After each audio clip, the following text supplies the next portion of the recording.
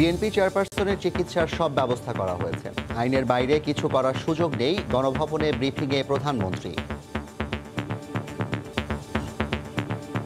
খালেদা জিয়াকে যে কারাগার থেকে বাসায় থাকতে দিচ্ছি, চিকিৎসা করতেছি, এটাই কি বেশি না? তাকেও আমি মানবতা দেখিয়েছি। এক্সিকিউটিভ অথরিটি আমার হাতে যতটুকু আছে আমি সেটুকু দিয়ে তাকে বাসায় থাকার চিকিৎসার ব্যবস্থা করে দিয়েছি। বাকিটা আইনগত ব্যাপার। ইউনিয়ন পরিষদ নির্বাচনে সহিংসতায় আওয়ামী লীগের কেউ জড়িত থাকলে কঠোর ব্যবস্থা। দেখছিলেন প্রধান শিরোনাম। সন্ধ্যার সময়ে সঙ্গে আছি আমি জাফর সাদিক। এবার অন্যান্য শীর্ষ সংবাদ। আন্তর্জাতিক বাজারে ভোগ্যপণ্যের দাম নিম্নমুখী হলেই কমবে দেশে, জানালেন বাণিজ্যমন্ত্রী। ভারতের পেঁয়াজ আসা অব্যাহত থাকলে শিগগিরই আসবে হাতের নাগালে। নির্ধারিত ভাড়ার চেয়ে বেশি নিতে এবার চালকের কাছে জিম্মি রাজধানীবাসী। গেটলক ও সিটিং সার্ভিস চালুর দাবিতে ঘোষণা ছাড়াই বন্ধ বাস, যাত্রী ভোগান্তি। এইচএসসি পরীক্ষার আগেই সব শিক্ষার্থীকে করোনা টিকা দেওয়ার লক্ষ্য। আজও বস্তিবাসীর দুয়ারে ভ্যাকসিন। ৮০% মানুষের টিকা নিশ্চিতে দেশেই উৎপাদনের তাগিদ। এবং সমালোচনার মুখে অবশেষে পতাকা টাঙিয়ে অনুশীলনের অনুমতি চাইল পাকিস্তান। তথ্য দেশটির গণমাধ্যমের নির্বিকার বিসিবি।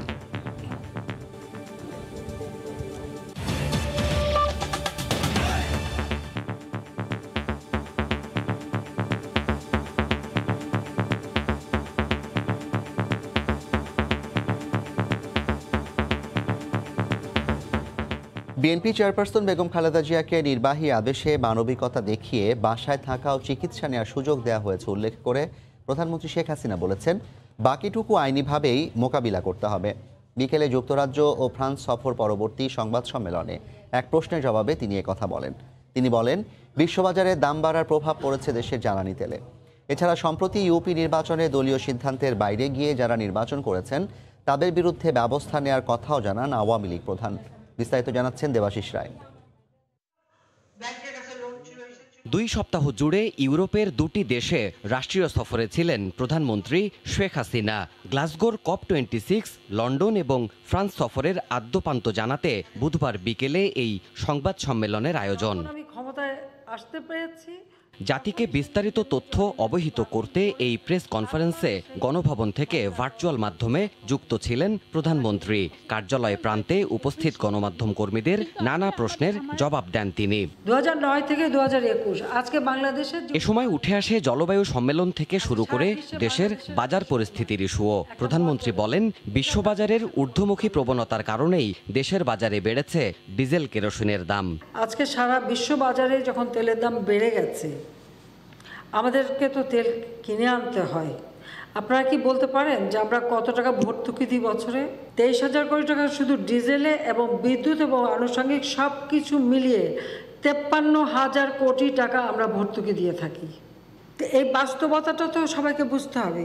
হ্যাঁ, আমাদের বিরোধী দল কিছু থাকবে আর কিছু তো আছেই, তারা তো বলবেন মানুষের কষ্ট যাতে না হয়, মানুষের যাতে খাদ্যের কষ্ট না হয়, সে বিষয়টা আমাদের বিশেষভাবে নজর আছে। উঠে আসে সম্প্রতি ইউপি নির্বাচনে সহিংসতার প্রশ্ন।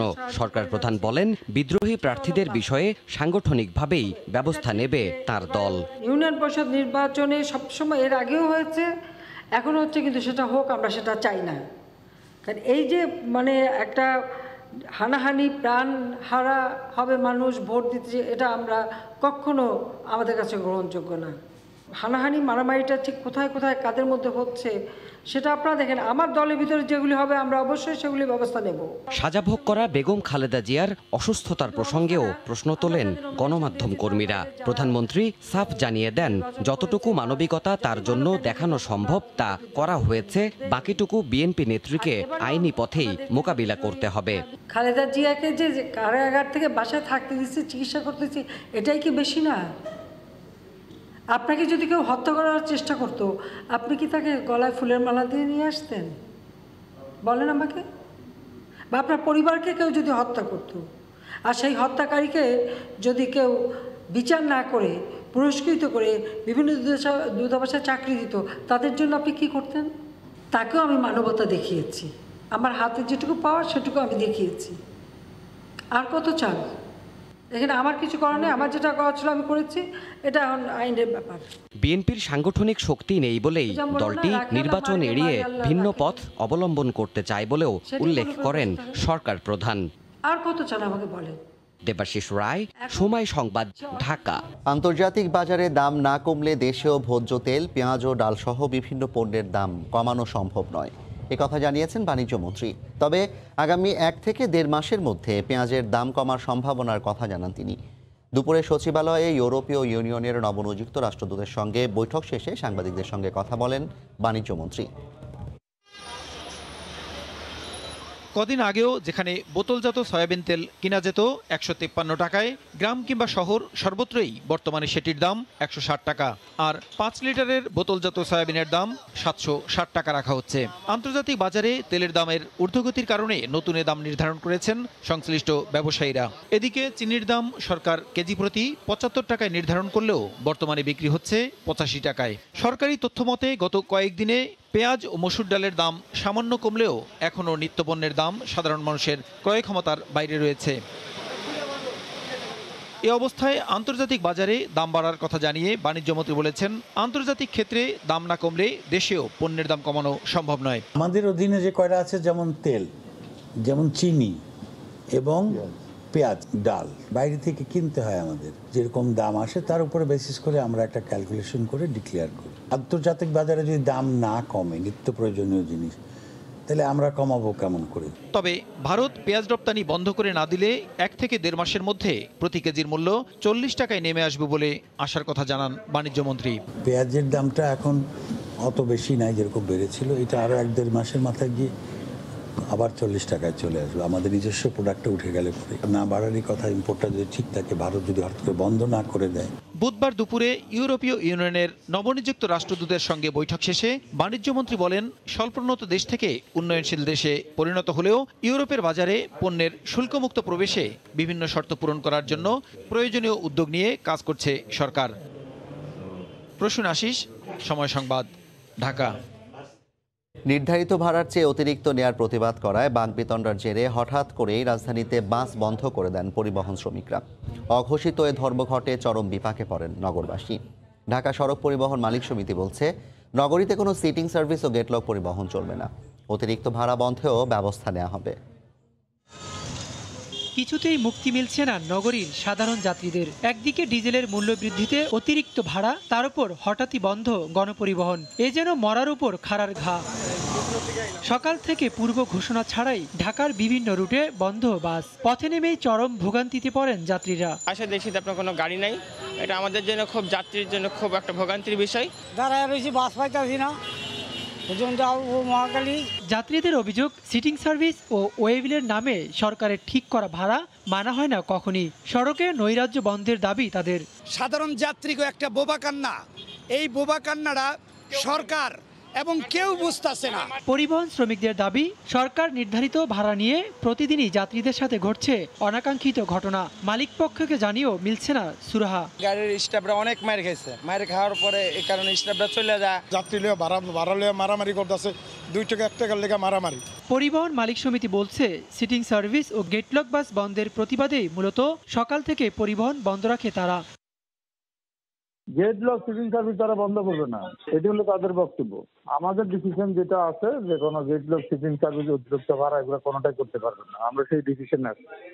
সকাল থেকেই বাস না পেয়ে বাড়তি ভাড়ায় মোটরসাইকেল, রিকশা ও সিএনজি অটোরিকশা করে বিভিন্ন গন্তব্যে রওনা দেন যাত্রীরা। ওবায়দুল্লাহ মামুন, সময় সংবাদ, ঢাকা। দ্বিতীয় দিনে স্বাচ্ছন্দ্যেই টিকা নিলেন রাজধানীর বস্তিবাসী। পরিকল্পিত ব্যবস্থাপনার কারণে কেন্দ্রে ভিড় ছিল কম। তোহা খান তামিমের রিপোর্ট। রিকশা চালক মোহাম্মদ রুহুল আমিন শারীরিকভাবে বিশেষ চাহিদা সম্পন্ন এ ব্যক্তি কোভিড-19-এর বিরুদ্ধে লড়তে এসেছেন কড়াইল বস্তির টিকা কেন্দ্রে। ভ্যাকসিন নিতে এতদিন ভয় আর শঙ্কা থাকলেও নিবন্ধন জটিলতায় এতদিন নেননি টিকা। কিন্তু বস্তির টিকা কেন্দ্রে শুধু জাতীয় পরিচয়পত্র দেখিয়ে সহজেই গ্রহণ করলেন করোনার ভ্যাকসিন। এতদিন নেই নাই ডরে যে কি না কি হয়ে যায়। প্রায় 4 লাখ মানুষের বসবাস এ বস্তিতে 18 বছরের ঊর্ধ্বে পর্যায়ক্রমে সবাইকে আনা হবে টিকার আওতায়। জাতীয় পরিচয়পত্র বা জন্ম নিবন্ধন সনদ কেন্দ্রে নিয়ে গেলে স্বেচ্ছাসেবীরা তাৎক্ষণিক নিবন্ধন করে টিকা দেওয়ার ব্যবস্থা করছেন। মোট 11টি কেন্দ্রে 24টি বুথে টিকা কার্যক্রম পরিচালিত হচ্ছে। ঘরের কাছে টিকা নিতে পেরে স্বস্তি জানান বস্তিবাসী। টিকা দিচ্ছি সুন্দর মতো, চাইছি কোনো ঝামেলা নেই জমেলাই। আমাদের জন্য উপকার হয়েছে এটাই যে ধারে কাছে আছে, এই জন্য আমরা দিতে পারছি। লক্ষাধিক বস্তিবাসীকে টিকা দেওয়ার পরিকল্পনার কথা জানিয়ে সংশ্লিষ্টরা বলছেন সপ্তাহব্যাপী চলবে এ কার্যক্রম। তো উপচে পড়া ভিড় নেই, সার্বিক সব তত্ত্বাবধানে সবাই আলহামদুলিল্লাহ মোটামুটি ভালোই কাজ চলতেছে।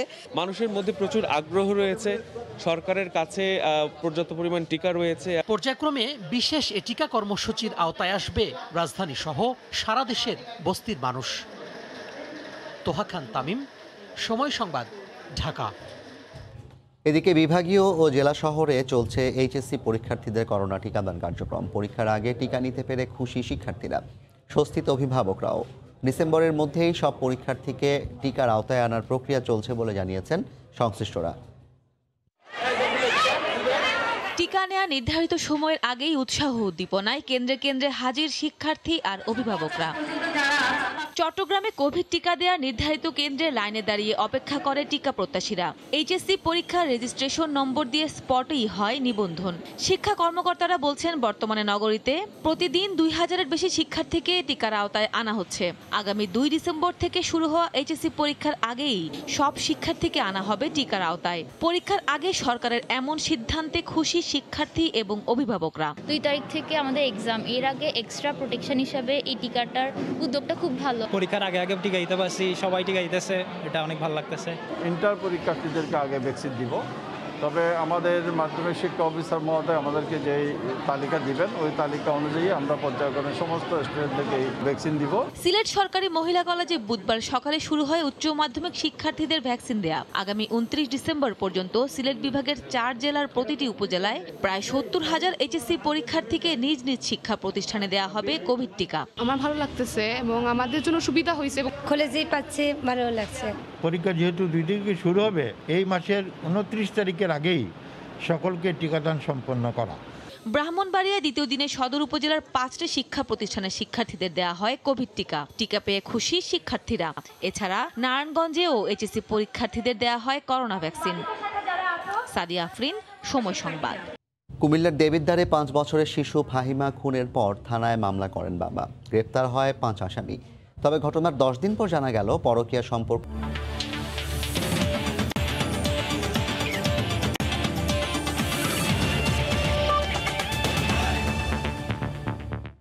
পতাকা ইস্যুতে ব্যাপক সমালোচনার পর অবশেষে টনক নড়ল পাকিস্তানের। নানা মহলের চাপের মুখে অনুশীলনের সময় বাংলাদেশের মাটিতে পতাকা টাঙানোর অনুমতি চাইল পাকিস্তান ক্রিকেট বোর্ড। দেশটির গণমাধ্যম সূত্রে জানা গেছে এ তথ্য। তবে এ ব্যাপারে এখনও নির্বিকার বাংলাদেশ ক্রিকেট বোর্ড। মিরপুরে টানা তৃতীয় দিনের মতো পাকিস্তানের পতাকাটা নিয়ে অনুশীলন করছে পাকিস্তান। স্বাভাবিকভাবে দেখলে মনে হতেই পারে এটা তো সাধারণ ঘটনা, কিন্তু এর আড়ালে থাকতে পারে পাকিস্তানের কূটকৌশল, ভিন্ন ইঙ্গিত। অতীতেও যে তারা বাংলাদেশিদের সঙ্গে খেলতে এসে ঘটিয়েছে অনাকাঙ্ক্ষিত ঘটনা। অন্য গণমাধ্যম এটি এড়িয়ে গেলেও সময় সংবাদ বিষয়টি আঁচ করতে পেরে প্রথম দিন থেকেই ধারাবাহিক রিপোর্ট করে আসছিল। বিসিবির কাছে বিষয়টির ব্যাখ্যা চাওয়া হলেও তারা প্রতিবারই নীরব থেকেছে। বাংলাদেশের পতাকা বিধানে স্পষ্ট করে উল্লেখ আছে, ভিনদেশি পতাকা দেশে ওড়াতে হলে নিতে হবে অনুমতি, সঙ্গে থাকতে হবে বাংলাদেশের পতাকাও। কিন্তু পাকিস্তান কোনো প্রকার অনুমতির তোয়াক্কা না করে ধারাবাহিকভাবে মাঠের চারপাশে পতাকা টাঙিয়ে খেলছিল।